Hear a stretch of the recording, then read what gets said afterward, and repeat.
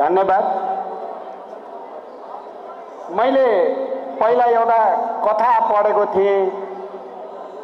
एउटा पण्डितले आफ्नो बच्चालाई सानै उमेरमा राम्रो कथावाचक बनाएको रहेछ, तर बिचरा त्यो बच्चा कथा वाचन गर्ने बेला सिरक ओडे मात्रै आउने, नत्र नआउने, बोल्नै नआउने। मेरो पनि एउटा कमजोरी के छ भने सबैको अनुहार देख्न पाइएन भने बोल्न मलाई धेरै गाह्रो पर्छ। साँझ परिसकेको छ, मैले सबैको अनुहार देख्न सक्ने स्थिति त्यति भएन, तर मलाई लाग्छ तपाईहरुले चाहिँ फेरि मलाई र हाम्रो सबै नेताहरूलाई देखिराख्नु भएको छ। त्यही मान्यताको साथ म आफ्ना कुराहरू संक्षिप्तमा राख्ने कोसिस गर्छु। नवगठित नेपाली कम्युनिस्ट पार्टीका सहसंयोजक कमरेड माधव कुमार नेपाल,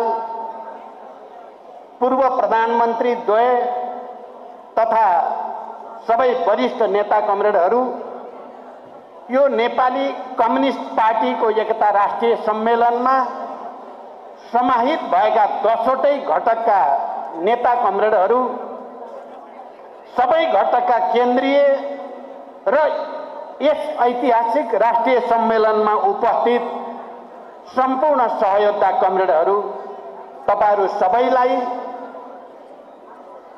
मलाई एउटा ठूलो भारी, निकै ठूलो जिम्मेवारी 10वटा कम्युनिस्ट घटकको एकताको आधारमा बनेको नेपाली कम्युनिस्ट पार्टीको संयोजकको हैसियतले जुन जिम्मेवारी दिनुभएको छ त्यसको लागि तपाईहरु सबैलाई बधाई भन्दै म आफ्नो तर्फबाट तपाईहरुलाई लाल सलाम भन्न चाहन्छु। मैले अरु धेरै लामो भन्नु छैन। 10वटै घटकका नेता कमरेडहरूले र पूर्व प्रधानमन्त्री कमरेड र यहाँ शुभकामना दिने कमरेडहरूले पनि धेरै कुरा भनिसक्नु भएको छ। मलाई कुन कुरामा विशेष आज हर्ष र गर्वको महसुस भएको छ भने जति वक्ता कमरेडहरूले यहाँ राख्नु भयो, विचार बारेको बुझाइ, हाम्रो आउने कार्य दिशा र कार्यक्रम बारेको बुझाइ र यो एकताको के ऐतिहासिक महत्त्व छ, हाम्रो अगाडिको जिम्मेवारी के हो भन्ने कुरामा आधारभूत रूपले हामी धेरै सल्लाह गरे त होइन, एउटै विचार बनेको मैले देखेँ। म सबै नेता कमरेडहरूलाई हार्दिक बधाई भन्न चाहन्छु। त्यसले मलाई के आत्मविश्वास पैदा भएको छ भने हामी एक ढिक्का भएर देशको अगाडि देखा परेका चुनौती र समस्याको सामना गर्न सक्छौं भन्ने आत्मविश्वास पैदा भएको छ। र तपाईं यहाँ उपस्थित एकता राष्ट्रिय सम्मेलनका सहभागी सम्पूर्ण कमरेडहरूमा देखा परेको उत्साह, धैर्यता र दृढता जो देखिएको छ त्यसले पनि हामी नेपाललाई नयाँ ढंगले अगाडि बढाउन सक्छौं र एउटा नयाँ शक्ति यहाँ निर्माण भयो भन्ने विश्वास पनि म व्यक्त गर्न चाहन्छु। आजको दिन नेपाली कम्युनिस्ट आन्दोलनको इतिहासमा कहिल्यै नबिर्सिने दिन हुनेछ, किनकि एकैसाथ 10वटा कम्युनिस्ट घटकको एकता भएको इतिहास सम्भवतः नेपालमा छैन। 2टा 3टा मिल्ने त भयो होला, 10वटा सबै आफ्नो ठाउँमा लामो वैचारिक संघर्ष, वर्ग संघर्ष, व्यवहारिक संघर्षबाट गुज्रेका नेताहरूको यो एकता साँच्चै अभूतपूर्व छ, ऐतिहासिक छ, असाधारण छ। त्यसकारण आजको दिन नेपाली कम्युनिस्ट आन्दोलनको इतिहासमा एउटा अविस्मरणीय ऐतिहासिक दिनका रूपमा अंकित भएको छ। तपाईं हामी सबै यो ऐतिहासिक दिनका साक्षी बन्ने अवसर प्राप्त गरेका छौं। हामी सबैको निम्ति यो गर्वको कुरा हो। हामी सबै गर्व गरौं, म यो भन्न चाहन्छु। र यो दिन कसैले बिर्साएर अब इतिहासमा बिर्सिने छैन। दोस्रो कुरा म के भन्न चाहन्छु भने यो खाली नेपाली कम्युनिस्ट आन्दोलनको एकताको दृष्टिकोणले मात्रै ऐतिहासिक होइन। यो नेपाली राजनीतिमा अहिले देखा परेका चुनौतीहरू सङ्कटहरू समाधान गर्नको लागि राष्ट्रिय एकताको आधार तयार पार्ने असाधारण पहलको दिन पनि हो यो। यस अर्थमा आज राष्ट्रमा जे सङ्कट देखिएको छ, दलहरूमाथि जुन किसिमको आक्षेप लगाउने कोसिस भएको छ, त्यो सबैका विरुद्ध पनि एउटा नयाँ राष्ट्रिय एकताको आधार तयार पार्ने, नयाँ राष्ट्रिय स्वाधीनताको एउटा नयाँ अभियान अगाडि बढाउने दिन र त्यसको निम्ति संकल्प गर्ने दिन पनि हो यो। यति भनिसकेपछि म के भन्न चाहन्छु भने जनयुद्धका, जनआन्दोलनका अनि मधेसदेखि सबै उत्पीडित जाति वर्ग समुदायका आन्दोलनका ती तमाम शहीदहरू सबैलाई श्रद्धाञ्जली र सम्मान भन्दै, सबै बेपत्ता योद्धा घाइते अपाङ्गहरू सबैको त्यागप्रति सम्मान गर्दै र पछिल्लो पटक जेनजी युवाहरू, नयाँ पुस्ताका जेनजी युवाहरूले 23 गतेका दिन हजारौं युवाहरूलाई सडकमा ल्याएर भ्रष्टाचारका विरुद्ध, सुशासनका पक्षमा, नेपालको राजनीतिक अस्थिरताका विरुद्ध, स्थायित्वका पक्षमा जो आवाज उठाए र जुन पहल कदमी लिए र दर्जनौं युवाहरूको निर्ममतापूर्वक हत्या गरियो, ती जेनजी युवा शहीदहरूलाई पनि श्रद्धा व्यक्त गर्दै र सम्मान व्यक्त गर्दै म ती युवाहरूलाई यस अर्थमा धन्यवाद भन्न चाहन्छु। तपाई युवाहरूको आन्दोलनले हामीलाई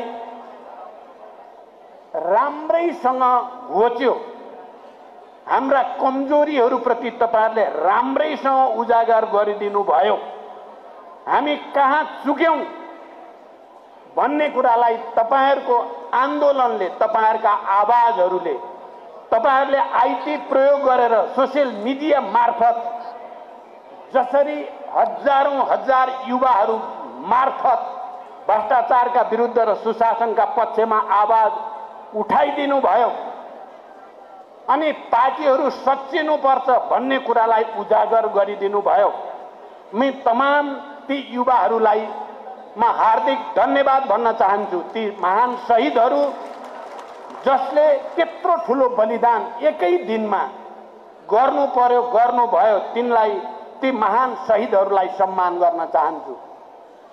र म कहीं न कहीं प्रत्यक्ष या परोक्ष रूपमा हाम्रो यो एकता, हाम्रो आजको एकता राष्ट्रिय सम्मेलन र हामी आज सबै नेताहरूले लिएका संकल्पको पछाडि जेनजी आन्दोलनको र जेनजी आन्दोलनका शहीदहरूको पनि भूमिका छ भनेर म उहाँहरूलाई सम्मान गर्न चाहन्छु। सायद उहाँहरूले त्यसो नगरेको भए यति छिटो हामी आफ्ना कमजोरी प्रति सचेत हुने, हामी एकपछि अर्को विभाजनतिर जाने श्रृङ्खला रोकेर एकताको एउटा नयाँ अभियानको सुरुवात गर्ने ठाउँमा आउँथ्यौं या आउँदैनथ्यौं।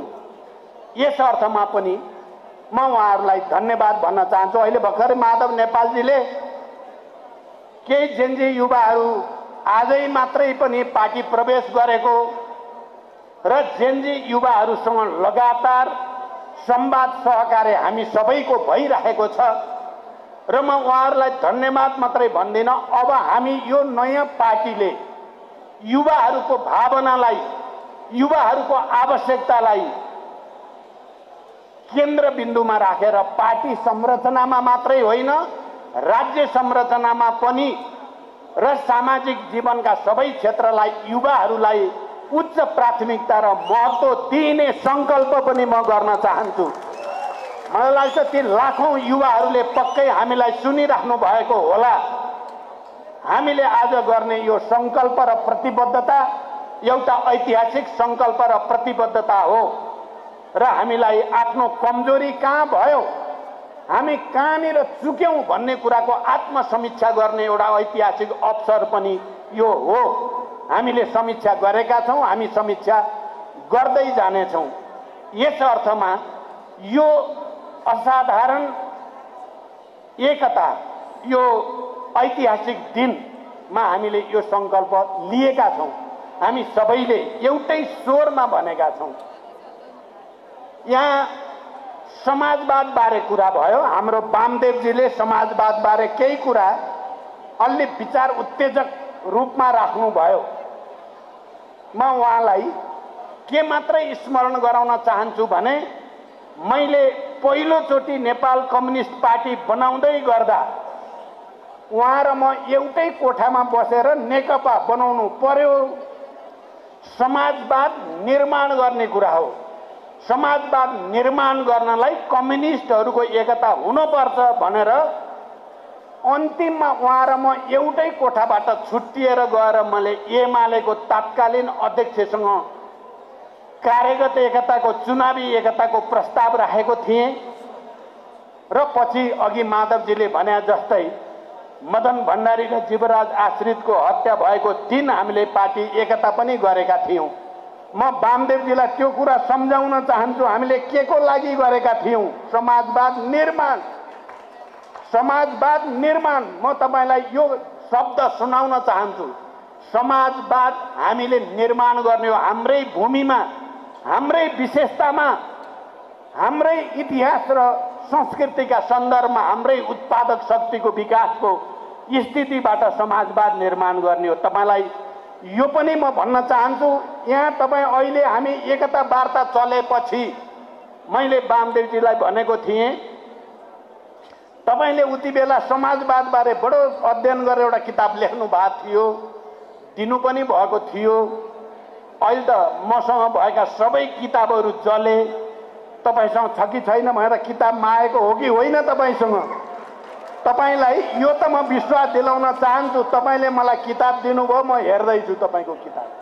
त्यसकारण के गर्छौ भनेर हामीलाई मात्र होइन, तपाईँ पनि हो नि त नेता। तपाईले के गर्नुहुन्छ? अब म सोध्दैछु, उत्पादनकै जिम्मा उहाँलाई नै दिनुपर्छ भन्ने सोध्दैछु म चाहिँ। तपाईले समाजवाद बारे लेखेको किताब अनुसार हामीले वातावरण बनाउन तयार। अब यति भनिसकेपछि हामीले अब धेरै कुरा हामी यो अहिले जो एकताको प्रक्रियामा आएका छौं, यो रातारात भएको पनि होइन। मैले एउटा विशिष्ट परिस्थिति जेनजी आन्दोलनले खडा गर्यो, राष्ट्र संकटमा पर्यो। आजको मुख्य मुद्दा संकटबाट राष्ट्र बचाउने कुरा हो, राष्ट्रिय स्वाधीनताको मुद्दा हो। म अहिले व्याख्या गर्ने समय छैन। असाधारण संकटमा मैले त भन्ने गरेको छु, नेपालको इतिहासमा सुगौली सन्धि हुनु अगाडिदेखि यहाँसम्म यति ठुलो राष्ट्रिय संकट पहिला कहिल्यै देखा परेको थिएन। झन्डै 6 घण्टा यो देश राज्यविहीन जस्तो बन्न गयो। राष्ट्रका सयौं वर्षदेखिका धरोहरहरू विध्वंस भए, केही बचेन।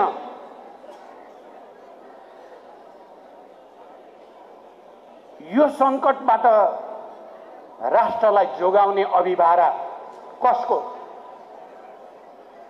भन्दा मुख्यतः राजनीतिक दलहरूको र आम नेपाली जनताको। तर यो राष्ट्रिय संकटबाट देशलाई पार लगाउने उपाय के हो त भन्दा एउटा त देशभक्त शक्ति नेपालमा को हो? 2006 सालदेखि आज 2082 सम्मको इतिहासका तमाम घटनाक्रम हेर्यो भने कम्युनिस्टहरू नै सच्चा मानेमा साँचो अर्थमा देशभक्त रहँदै आएका छन् र राष्ट्रका पक्षमा उनीहरूले ठूलो त्याग र बलिदान गर्दै आएका छन्। आज जति बेला राष्ट्र संकटमा परेको हामी सबैले महसुस गरेका छौं भने अब कम्युनिस्टहरू एक भएर फेरि एउटा नयाँ राष्ट्रिय अभियान चलाउनै पर्दछ र त्यस्ता प्रतिक्रियावादी वैदेशिक शक्तिहरूको चलखेललाई रोक्नको लागि आम जनतालाई संगठित र परिचालित गर्नै पर्दछ। त्यसको सुरुवात कहाँबाट गर्ने? त्यसको सुरुवात यहाँबाट गरिएको छ। हामी सबैले बुझ्नु पर्यो, त्यसको सुरुवात यहाँबाट गरिएको छ, अन्तबाट गरेर हुनेवाला छैन।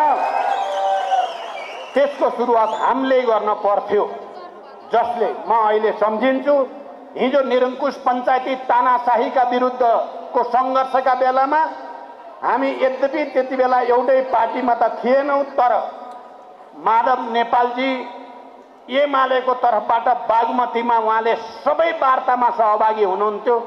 म त्यति बेलाको मसालको तर्फबाट म सबै वार्तामा सहभागी हुन्थे र त्यति बेला हाम्रा धेरै संवादहरू, धेरै सहकार्यहरू, शिक्षकहरूको, विद्यार्थीहरूको सबै अभियानमा हामी गर्यौं। एउटा इतिहास, हामी पञ्चायतको अन्त्य भइसकेपछि पनि हामीले थुप्रै सहकार्यहरू गर्दै आयौं विभिन्न दलहरूसँग।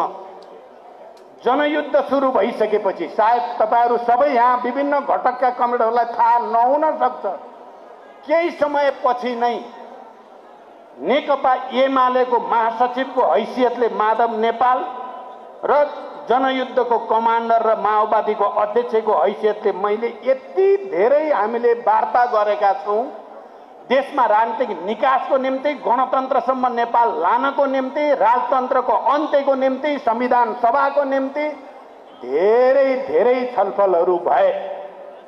म त्यो स्मरण मात्रै आज गर्न चाहन्छु। त्यो सबै पृष्ठभूमि नभएको भए सायद आज यो एकता सम्भव हुने थिएन।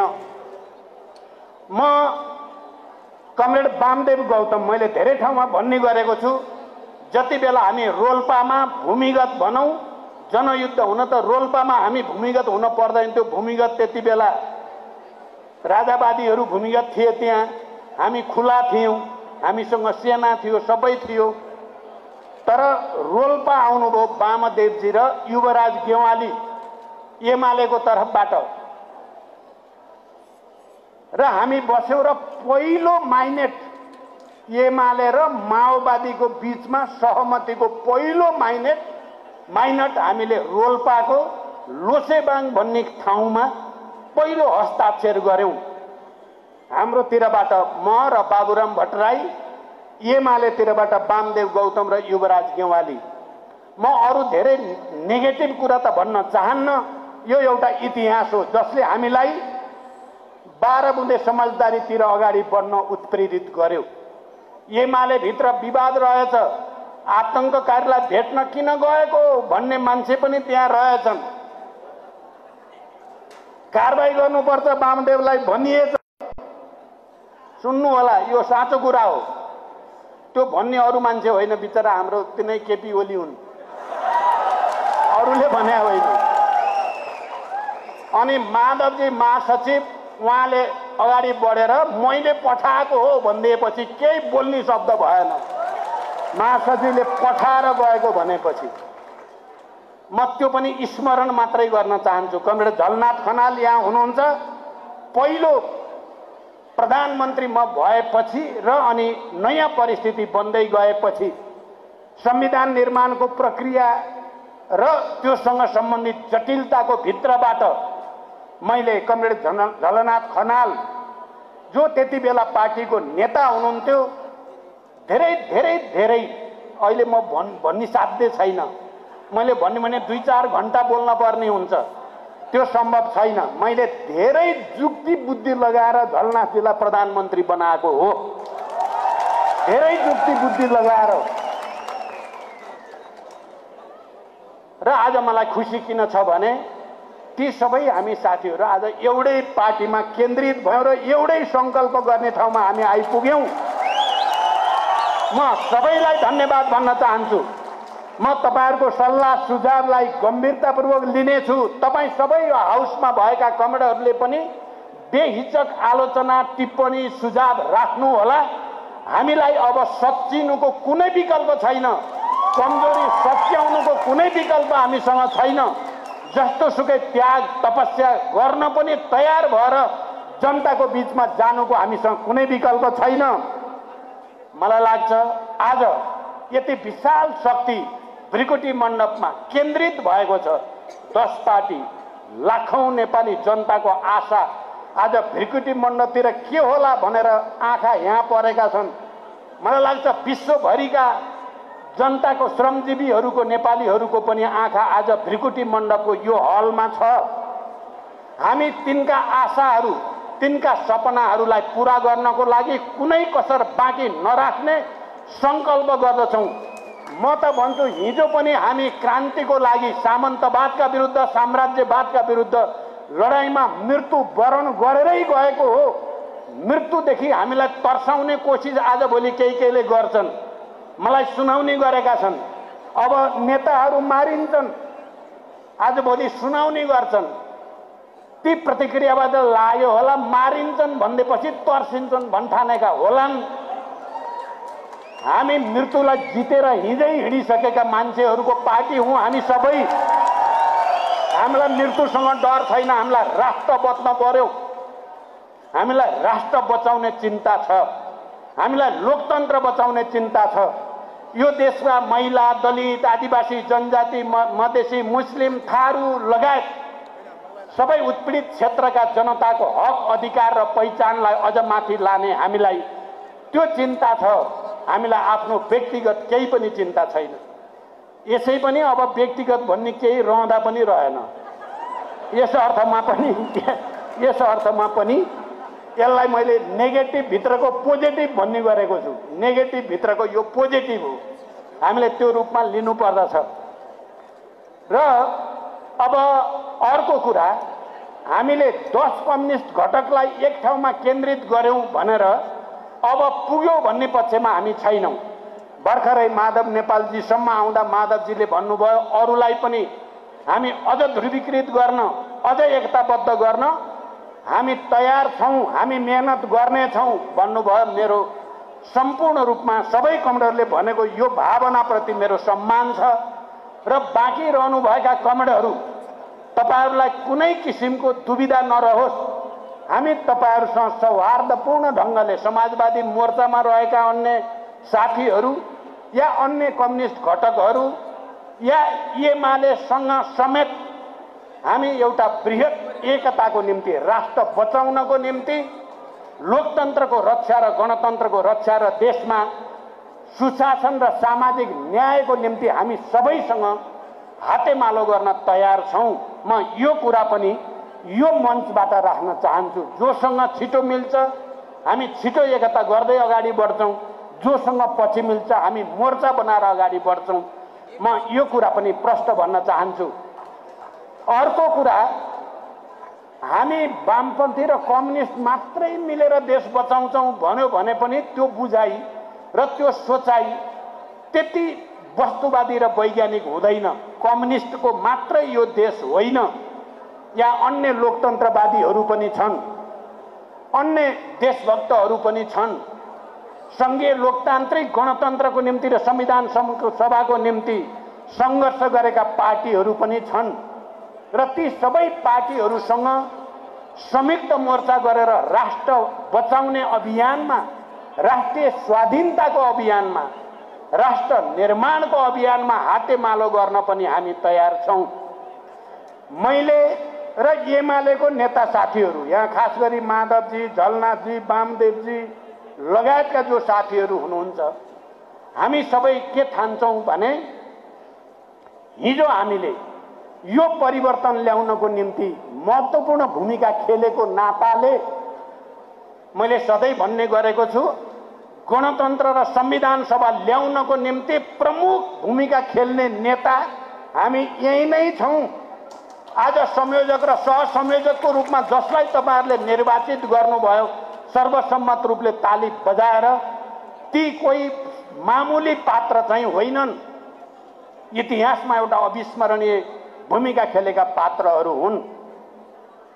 र मैले अझ बढी भन्नुपर्ने हुन्छ, शान्ति सम्झौता गर्दै गर्दा, 12 बुँदेबाट शान्ति सम्झौतासम्म आउँदै गर्दा र त्यो शान्ति सम्झौता कार्यान्वयन गरेर संविधान सभाबाट संविधान बनाउँदै गर्दा शान्ति सम्झौताका एउटा हस्ताक्षरकर्ता नेपाली कांग्रेसका तत्कालीन सभापति र प्रधानमन्त्री गिरिजा प्रसाद कोइरालाको अवसान भयो। उहाँ बित्नु भयो मृत्युशय्यामा, टिचिङ हस्पिटलमा होइन, गंगालाल हस्पिटलमा म भेट्न जाँदा उहाँले भनेको कुरा तपाईहरु सबैलाई सम्झना छ, देशलाई थाहा भइसकेको छ। देश तपाईहरुलाई जिम्मा लाएर जान्छु, तपाईले भूमिका खेल्नुपर्छ भनेको अहिले पनि मेरो दिमागमा ताजै छ। त्यसकारण ती सबै शक्तिहरूलाई पनि हामीले एकताबद्ध गर्नु छ राष्ट्रको हितको निम्ति।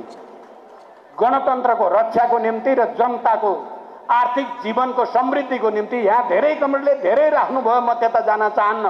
हामीले धेरै गर्नु छ। नेपाली विशेषताको समाजवाद हामीले भनेका छौँ। कृषिमा, उद्योगमा, पर्यटनमा, ऊर्जामा, शिक्षामा, स्वास्थ्यमा, सबै क्षेत्रमा हामीले नयाँ सिराबाट समीक्षा गरेर नयाँ कार्यक्रम र कार्ययोजना सहित जनताको हितलाई केन्द्रबिन्दुमा राखेर जानुपर्ने छ। म अहिले नेता कमरेडहरूले जे बोल्नुभयो गम्भीरताको साथ राख्नु भएको छ। प्रत्येक हामी अहिले अब नेपालमा यो पार्टी त यसै पनि देशको 1 नम्बर पार्टी बन्न अब कसैले रोक्न सक्दैन। कसैले रोक्न सक्दैन। यो 1 नम्बर पार्टी त भयो।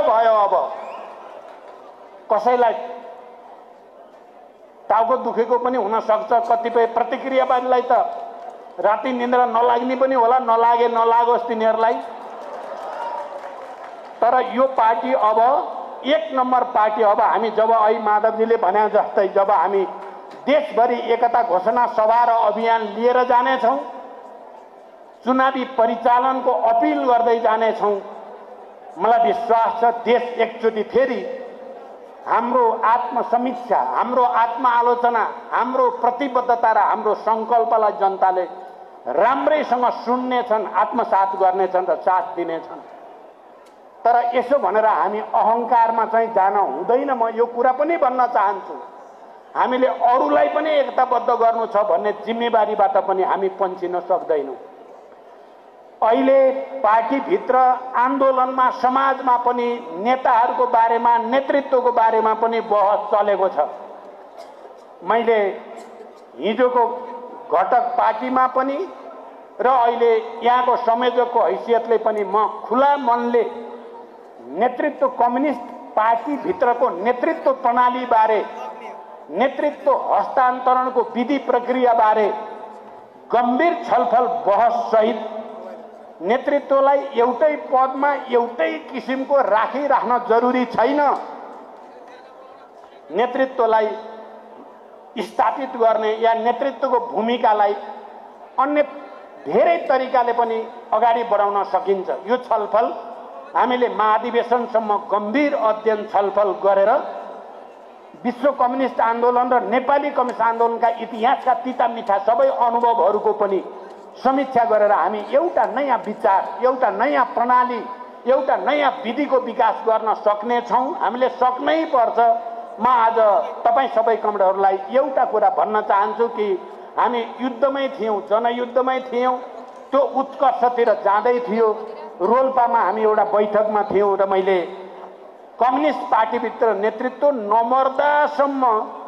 नमर्दासम्म या बुढो भएर ओछ्यान नपर्दासम्म नेतृत्वमा बसिराख्ने प्रणाली ठिक छैन भन्ने दस्तावेज मैले प्रस्तुत गरेको थिएँ। मलाई लागेको छ अब समय आएको छ त्यो 21औं शताब्दीको जनवादको भावनालाई र अहिले माधवजी र म कुरा गर्दै जाँदा हामी एउटा सैद्धान्तिक रूपले केमा छौँ भने हामी बसिराख्नुपर्छ यही पदमा भन्ने छैन। हामीले एउटा विचारको विकास गरौँ, एउटा विधिको विकास गरौँ, एउटा प्रणालीको विकास गरौँ र इतिहासमा महत्त्वपूर्ण भूमिका खेलेका नेताहरू हामी मात्रै होइन, अरू नेताहरू पनि तिनीहरूको भूमिकालाई सम्मान गर्ने एउटा प्रणाली बनायो भने हामीले फेरि नयाँ तरिकाले जान सकिन्छ भन्ने कुरा पनि हामी छलफल गरेका छौँ। म आज तपाईँ सबै कमरेडहरूलाई पनि यो विषयमा विचार विमर्श गर्न र नयाँ विचार र विधि प्रणालीको विकास गरेर कम्युनिस्ट पार्टीलाई सधैँ जीवन्त राख्ने, विगतमा जस्तो देखा पर्यो लेनिन बितेपछि एक खालको समस्या, स्टालिन बितेपछि अर्को खालको समस्या, माओ बितेपछि अर्को खालको समस्या आदि इत्यादि जे देखिया छ त्यसबाट कम्युनिस्ट आन्दोलनलाई बचाउने नयाँ विचार र विधिको हामीले विकास गर्नै पर्दछ। म यो कुरामा पनि तपाईँ सबै कमरेडहरूलाई गम्भीर रूपले विचार गर्न अपिल गर्न चाहन्छु। निर्वाचन आउँदैछ, अघि नै यहाँ कुरा आइसक्यो, हामीले झन्डै संविधान नै खारेज हुने ठाउँमा पुगेको त्यो भयानक रात माधवजीले अलिकति भनिसक्नुभयो, त्यो बडो ताजा छ। हेर्नुहोस्, त्यसले कहिलेकाहीँ बडो स्ट्रेस जस्तो पनि हुन्छ। त्यो भयानक रात संविधानै नरहने, राष्ट्रपति संस्था नै नरहने, देशै के हो भने जस्तोको रात हामीले थोरै भए पनि केही न केही भूमिका खेल्ने अवसर मलाई र माधवजी अनि यहाँ हाम्रो उद्घोषक कमरेड पनि हुनुहुन्थ्यो वर्षमान, हामीलाई त्यो अवसर अलिकति प्राप्त भयो र हामीलाई आज खुसी छ, गर्व छ। आई माधवजीले राष्ट्रपतिको वक्तव्य पढेर सुनाउनु भयो। हामीले राष्ट्रपतिजीलाई सक्दो सहयोग गरेकै हो, गर्छौं। प्रधानमन्त्रीजी, अन्तरिम सरकारको प्रधानमन्त्री सम्माननीय सुशीला कार्कीजी, हामीले उहाँलाई जेनजीको भावना भनेर आइसकेपछि उहाँकै नेतृत्वमा अन्तरिम सरकार बनाउने कुरामा पनि त्यसै दिन राति हामीले सहमति जनाएकै हो र तुरुन्तै निर्वाचनमा जाने घोषणा पनि हामीले गरेकै हो। कहिलेकाहीँ मिडियामा, मलाई थाहा छैन त्यो साँचो हो कि झुटो हो, हामीले चुनावको माहौल बनाउनको लागि, सुशीलाजीलाई प्रधानमन्त्री बनाउनको लागि संविधान बचाउन खेलेको भूमिकालाई जसरी हेर्नु पर्थ्यो त्यसरी हेरिएको छैन कि अझ उल्टो फलाना फलाना नेतालाई त म हेर्नै मन लागेको छैन भन्नुभयो अरे भन्दाखेरि त अलि चसक्क त बिजेको छ। मलाई थाहा छैन प्रधानमन्त्रीजीले त्यस्तो भाषा भन्नुभएको हो कि होइन, तर म आशा गर्छु त्यस्तो हुँदैन। हामी सबै मिलेर लोकतन्त्रको रक्षा गर्ने हो, संविधानको रक्षा गर्ने हो, निर्वाचन सम्पन्न गर्ने हो। निर्वाचन सम्पन्न गर्दा हामी सबैको र राष्ट्रको पनि भविष्य सुनिश्चित हुन्छ भन्ने मलाई लाग्छ। यो कुरा पनि म यस सन्दर्भमा भन्न चाहन्छु र अन्तिममा समय धेरै नै घर्किसक्यो। हामीले एउटा नयाँ इतिहासको रचना आजको दिनबाट गरेका छौं। हामी सबैले संकल्प गरौं आउने दिनमा एउटा नयाँ राष्ट्रिय शक्तिका साथ समाजवादको निर्माण आकाशबाट खसेर हुने होइन, धरतीबाट उम्रेर हुने होइन, हाम्रै समाजमा निर्माण गर्ने हो। हाम्रै समाजमा भएका समुदायहरूको जीवन पद्धति भित्रपट्टिबाट समाजवाद खोजेर निकाल्ने हो। समाजवादका सामान्य सिद्धान्त जो अन्तर्राष्ट्रिय कम्युनिस्ट आन्दोलन मार्क्सवादले भनेको छ, ती सिद्धान्तको आधारमा हाम्रो समुदायभित्र, हाम्रो समाजभित्र समाजवाद निर्माण गर्ने हो। त्यसको संकल्प गरौं। म यति भन्दै फेरि सबै नेता कमरेडहरू र यहाँ सहभागी सम्पूर्ण कमरेडहरूलाई हार्दिक बधाई र शुभकामना भन्दै यो ऐतिहासिक एकताको राष्ट्रिय सम्मेलन यही सम्पन्न भएको घोषणा गर्दछु। धन्यवाद, अभिवादन। धन्यवाद श्रद्धेय संयोजक कमरेड। अब हामी अन्तिममा आइपुगेका छौं।